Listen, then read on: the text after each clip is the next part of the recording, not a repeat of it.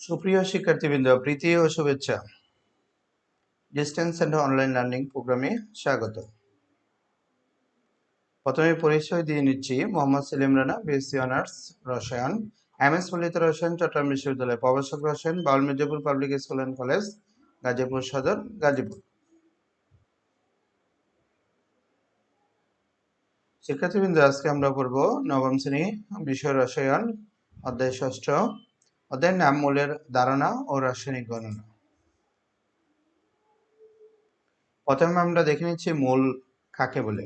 রাসায়নিক পদার্থের পরমাণুর ক্ষেত্রে পারমাণবিক ভর অথবা অণুর ক্ষেত্রে আণবিক ভরকে গ্রাম একক হিসেবে প্রকাশ করলে যে পরিমাণ পাওয়া যায় তাকে ওই পদার্থের একমোল বলা হয়। কোনো পদার্থের যে পরিমাণের মধ্যে 6.023 × 10⁻23 সংখ্যাটি পরমাণু, অণু বা আয়ন থাকে সেই পরিমাণকে ওই পদার্থের একমোল বলা হয়। যেমন 12 গ্রাম কার্বনের মধ্যে 6.023 × 10⁻23 টি কার্বন পরমাণু থাকে, অতএব 12 গ্রাম কার্বন সমান 1 মোল কার্বন পরমাণু। আবার 18 গ্রাম পানির এর মধ্যে 6.023 × 10⁻23 টি পানির অণু থাকে, অতএব 18 গ্রাম পানি সমান 1 মোল পানি।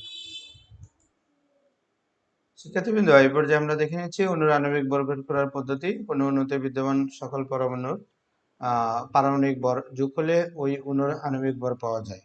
যেমন copper sulphate into 5NO water এর আণবিক ভর সমান, কপার সালফেট বা তুতে এর আণবিক ভর সমান 1 ইন্টু কপারের পারমাণবিক ভর 1 ইন্টু প্লাস 1 ইন্টু সালফারের পারমাণবিক ভর প্লাস 9 ইন্টু অক্সিজেনের পারমাণবিক ভর প্লাস 10 ইন্টু হাইড্রোজেনের পারমাণবিক ভর। শিক্ষার্থীবৃন্দ, আমরা সংখ্যাটা কিভাবে দেখলাম সেটা দেখি। এখানে কপার রয়েছে একটি, তাই কপারের সাথে 1 গুণ। আবার এখানে সালফার রয়েছে একটি, তাই 1 দ্বারা গুণ। আর এখানে 4টি, এখানে 5টি অক্সিজেন, তাই 9 দিয়ে গুণ। আবার হাইড্রোজেন 5 ইন্টু 2 অর্থাৎ 10টি হাইড্রোজেন রয়েছে, তাই এইভাবে আমরা গুণ করলাম।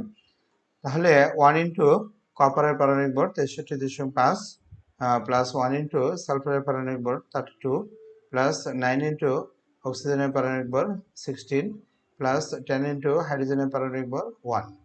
তাহলে সবকিছু হিসাব করে আমরা দেখলাম যে পারমাণবিক ভর গুলো যোগ গুণ করে আমরা পাইলাম কপার সালফেট ইন্টু 5NO ওয়াটারের আণবিক ভর সমান 249.5।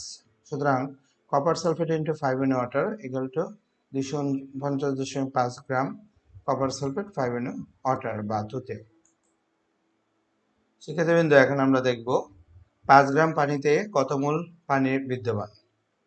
সমাধান। আমরা জানি 1 মোল পানি সমান 18 গ্রাম পানি, সুতরাং 18 গ্রাম পানি সমান 1 মোল পানি। 18 গ্রাম পানি সমান 1 মোল পানি, সুতরাং 1 গ্রাম পানি সমান 1/18 মোল পানি। 5 গ্রাম পানি সমান 1 ইন্টু 5/18 মোল পানি ইকুয়াল টু 0.277 মোল পানি। এখন আমরা দেখব গ্যাসের মোলার আয়তন। শিক্ষার্থীবৃন্দ, গ্যাসের মোলার আয়তন কাকে বলে? 1 মোল গ্যাসীয় পদার্থ যে আয়তন দখল করে তাকে ওই গ্যাসের মোলার আয়তন বলে। প্রমাণ অবস্থায় 1 মোল গ্যাসের আয়তন 22.4 লিটার। যদি n সমান মোল সংখ্যা, b সমান লিটার এককে আয়তন, w সমান গ্রাম ভর, গ্রাম এককে ভর, w সমান, n সমান অণু সংখ্যা, m সমান আণবিক ভর হয়, তাহলে আমরা লিখতে পারি n সমান w/m কিংবা n সমান b/22.4 n equal to অথবা n equal to n/6.023 × 10⁻23। শিক্ষার্থীবৃন্দ, আরেকটি সমস্যা আমরা দেখি। প্রমাণ অবস্থায় 10 গ্রাম হাইড্রোজেন গ্যাসের আয়তন কত দেওয়া আছে। ভর সমান হলো 10 গ্রাম। হাইড্রোজেনের পারমাণবিক ভর আমরা জানি m সমান 2, আয়তন b equal to what?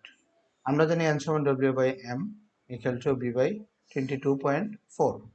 আমরা মানগুলো যদি বসে, w এর মান কত ছিল 10 গ্রাম, m এর মান 2, b বের করব, এখানে রয়েছে 22.4।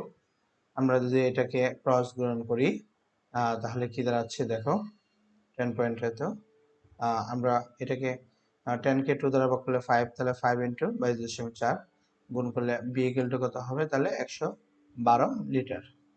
শিক্ষার্থীবৃন্দ, এখন আমরা পড়ব মূল এবং আণবিক সংকেত। প্রথমে মোল। কোনো পদার্থের আণবিক সংখ্যা থেকে প্রাপ্ত আণবিক ভরকে গ্রামে প্রকাশিত করলে যে পরিমাণ পাওয়া যায় সেই পরিমাণকে ওই পদার্থের এক মোল বলা হয়। যেমন পানির আণবিক সংকেত H2O, পানির আণবিক ভর 18, অথবা 18 গ্রামকে 1 গ্রাম আণবিক ভর পানি বা 1 মোল পানি বলা হয়। শিক্ষার্থীবৃন্দ, H2O আণবিক সংকেত থেকে যে তথ্য পাওয়া যায় সেটা আমরা দেখি। এক, H2O এর নাম পানি, এখনো পানি এর সংকেত H2O, 1 মোল পানি এর সংকেত H2O, এখনো পানি এ 2টি হাইড্রোজেন পরমাণু এবং 1টি অক্সিজেন পরমাণু আছে। 1 মোল পানির অণুতে 2 মোল হাইড্রোজেন পরমাণু আছে এবং 1 মোল অক্সিজেন পরমাণু আছে। 1 মোল পানির অণুতে হাইড্রোজেন পরমাণুর ভর 1 × 2 = 2 গ্রাম, অক্সিজেনের ভর 16 × 1 = 16 গ্রাম। 1 মোল পানির অণুর ভর সমান 2 + 16 = 18 গ্রাম। 7 নম্বর, 1 মোল পানির অণুতে হাইড্রোজেন পরমাণুর সংখ্যা 6.023 × 10⁻23 × 2 = এতটি। অক্সিজেন পরমাণুর সংখ্যা অ্যাভোগাড্রোর সংখ্যা গুণ 1। অক্সিজেন যেহেতু একটি রয়েছে তাই সমান কত হবে, তাহলে অ্যাভোগাড্রোর সংখ্যাটি হবে। সুতরাং পানির অণুতে অণুর সংখ্যা হবে এতটি, 6.023 × 10⁻23টি। শিক্ষার্থীবৃন্দ, এখন আমরা দেখব মোলার দ্রবণ। একটি নির্দিষ্ট তাপমাত্রায় 1 লিটার দ্রবণের মধ্যে 1 লিটার দ্রবণের মধ্যে যদি 1 মোল দ্রব দ্রবীভূত থাকে তাহলে ওই দ্রবণকে মোলার দ্রবণ বলে। শিক্ষার্থীবৃন্দ দেখো, টোটাল দ্রবণটি হবে 1 লিটার আর দ্রবটি হবে কত, 1 মোল, তাহলে ওই দ্রবণটা হবে মোলার দ্রবণ। 1 লিটার দ্রবণে যদি 2 মোল দ্রব দ্রবীভূত থাকে তাহলে 2 মোলার দ্রবণ। এখন আমরা পড়ব ডেসিমোলার দ্রবণ। 1 লিটার দ্রবণে যদি 0.1 মোল দ্রব দ্রবীভূত থাকে তাহলে সেটাকে আমরা বলবো ডেসিমোলার দ্রবণ। ডেসিমোলার দ্রবণের মোলারটি হবে 0.1। সেমিমোলার দ্রবণ, 1 লিটার দ্রবণে যদি 0.5 মোল দ্রব দ্রবীভূত থাকে তবে ওই দ্রবণকে সেমিমোলার দ্রবণ বলা হয়। সেমিমোলার দ্রবণের মোলারটি সমান 0.05। দ্রবণ, কোনো দ্রবণ কাকে বলে? কোনো দ্রাবকে দ্রব যোগ করলে যে মিশ্রণ পাওয়া যায় তাকে দ্রবণ বলে। তাহলে দ্রবণ সমান হলো দ্রব প্লাস দ্রাবক। পানিতে লবণ মিশালে যে মিশ্রণ পাওয়া যায় তাকে দ্রবণ বলে। এখানে লবণ পানির মধ্যে দ্রব লবণ আর দ্রাবক পানি।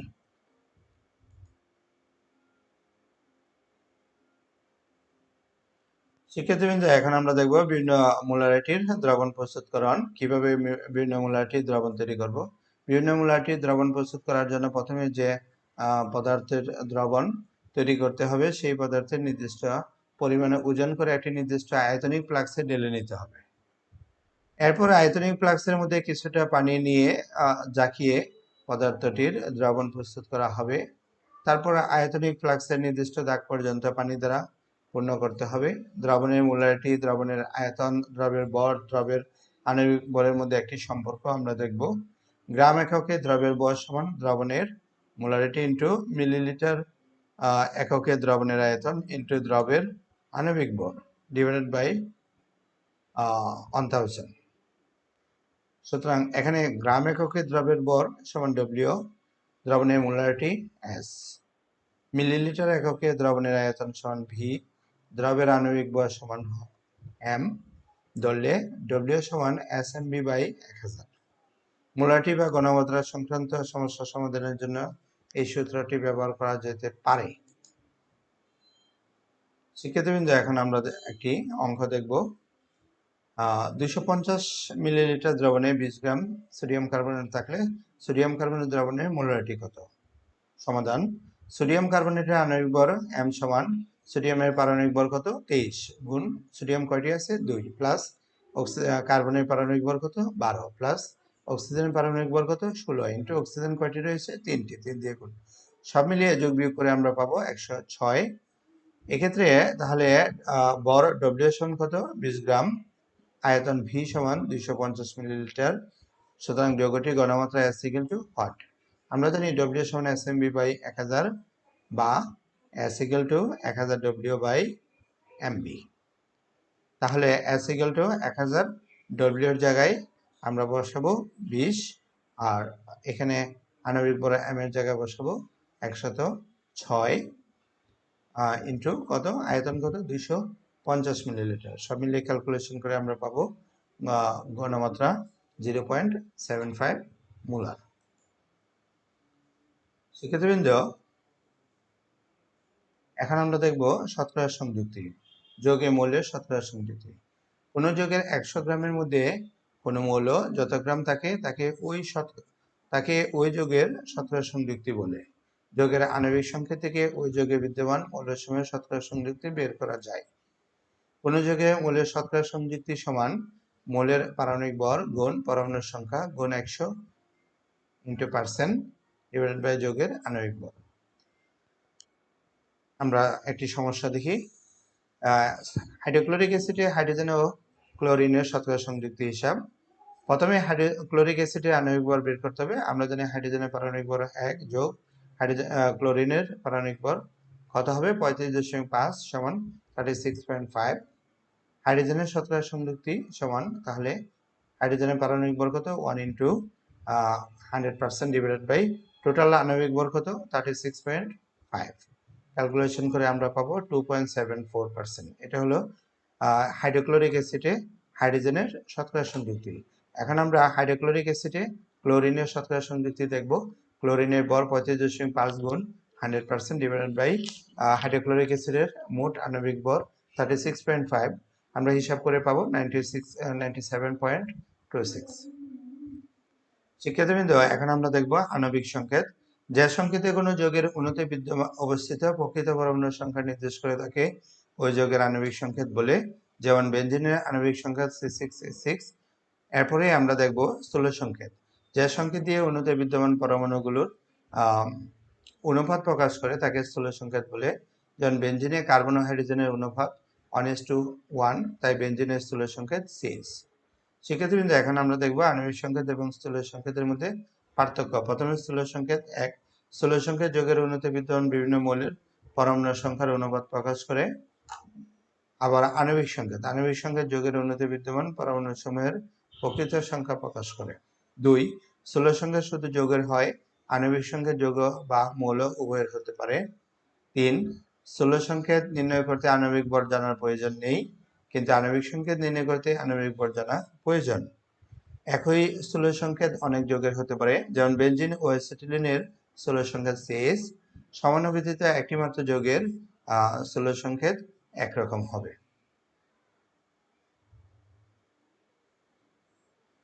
যেমন শুধুমাত্র অ্যাসিটিলিনের আণবিক সংকেত CH।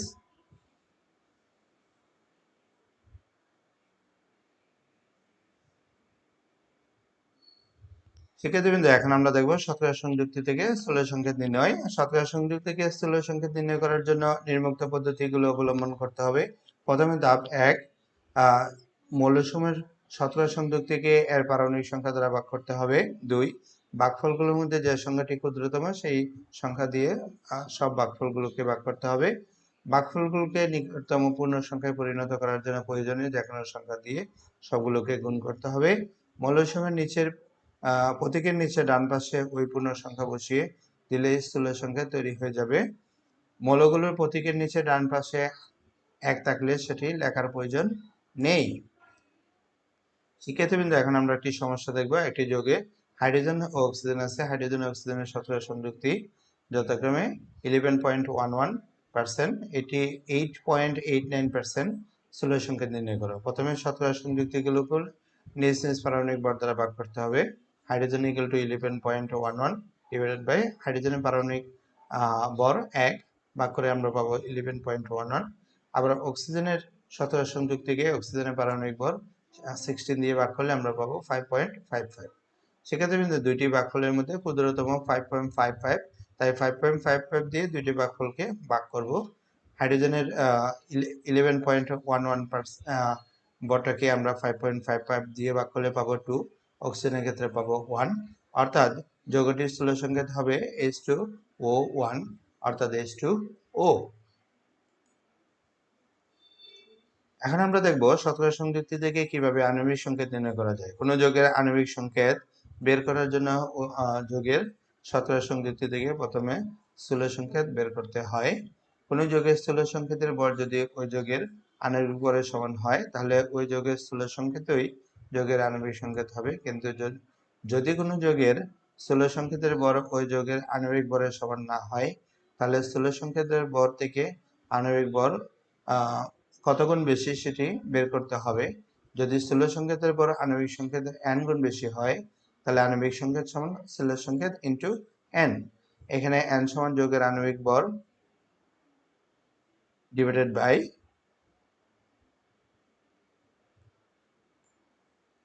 n সমান হবে যৌগের আণবিক ভর বাই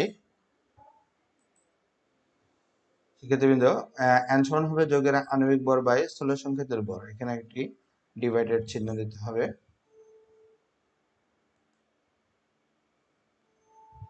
এখন আমরা একটি সমস্যা দেখব। কোন যৌগের কার্বনের পরিমাণ এত %, হাইড্রোজেন এত % দেওয়া আছে, তাহলে ওই যৌগের আণবিক ভর দেওয়া আছে, যৌগটির আণবিক সংকেত নির্ণয় করতে হবে। সমাধান: মৌলসমূহ শতকরা সংযুক্তিকে প্রথমে নিজ নিজ পারমাণবিক সংখ্যা দ্বারা ভাগ করতে হবে। কার্বনের শতকরা সংযুক্তিকে তাদের পারমাণবিক ভর দ্বারা ভাগ করে এটা পাবো। হাইড্রোজেনের ক্ষেত্রে তাই।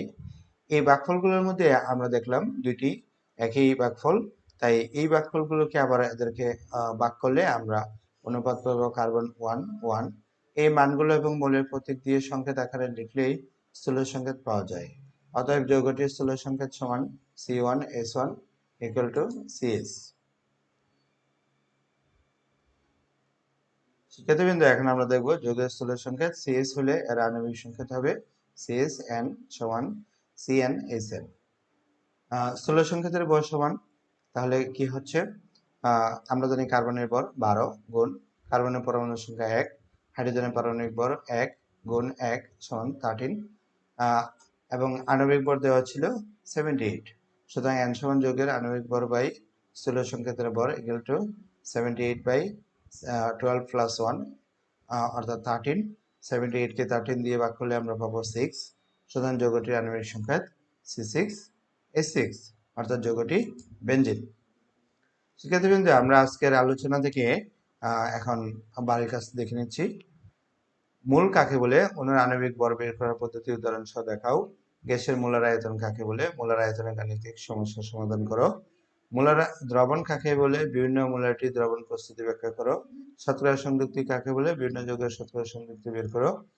আণবিক সংকেত এবং স্থূল সংকেত কাকে বলে, এদের মধ্যে পার্থক্য। বিভিন্ন যৌগের স্থূল সংকেত নির্ণয় করার গাণিতিক সমস্যার সমাধান করো। বিভিন্ন যৌগের আণবিক সংকেত নির্ণয় করার গাণিতিক সমস্যার সমাধান। এছাড়া বিভিন্ন শিক্ষা বোর্ড এবং স্কুলে টেস্ট পরীক্ষায় আগত সৃজনশীল এবং নৈবেদিক প্রশ্নগুলি চর্চা করতে হবে। শিক্ষার্থীবৃন্দ, আমরা একদম ক্লাসের শেষ পর্যায়ে। আজকের আমার এই ক্লাসটি দেখা যাবে আমাদের প্রতিষ্ঠানের শিক্ষা প্রতিষ্ঠানের Facebook page Baul Mirzapur public school and college এবং আমার YouTube channel Selim Rana's chemistry school এ।